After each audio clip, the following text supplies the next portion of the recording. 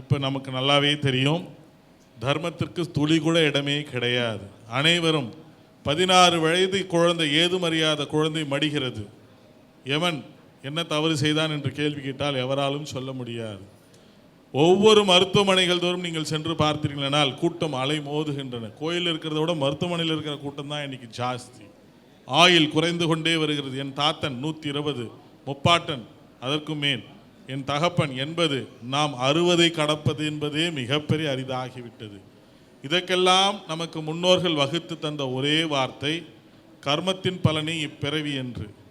இப்படி போயிட்டே இருந்ததுன்னா 40 வயசு, 30 வயசு, 20 வயசு மானிட குலமே அழிந்துவிடும். மானிட குலத்திற்கு எப்பொழுதெல்லாம் அழிவு தோன்றுகிறதோ அப்பொழுதெல்லாம் இந்த அன்னை தோன்றுவாள். இப்போ கொரோனாக்கு பிறகு மிகப்பெரிய அழிவு சந்தித்து நம்ம மீண்டு வரோம். ஆக இந்த அம்மனுடைய யுக காலம். அதே கருமாரி அம்மன் தான் இவளும், ஆனால் கருமாரி வாராகியாக இருக்கின்றாள்.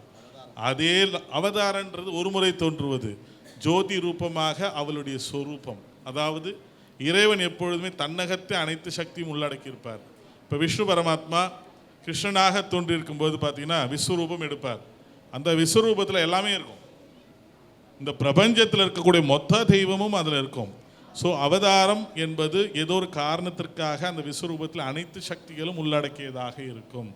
இன்றைய காலகட்டத்தில் புண்ணியாண்டாம் போகாண்டு என்று சொல்லக்கூடிய இந்த காலகட்டத்தில் இவள் ரூபத்தில் காமாட்சியும் உண்டு, இவள் ரூபத்தில் தான் மீனாட்சி. நீங்கள் மீனாட்சியை கூப்பிட்டா கூட இவ தான் வருவா, காமாட்சியை கூப்பிட்டாலும் இவ தான் வருவா, விஷாலாட்சியை கூப்பிட்டாலும் இவ தான் வருவா. ஏன்னா இப்போதைக்கு இவர் ரூபம்தான் தேவை.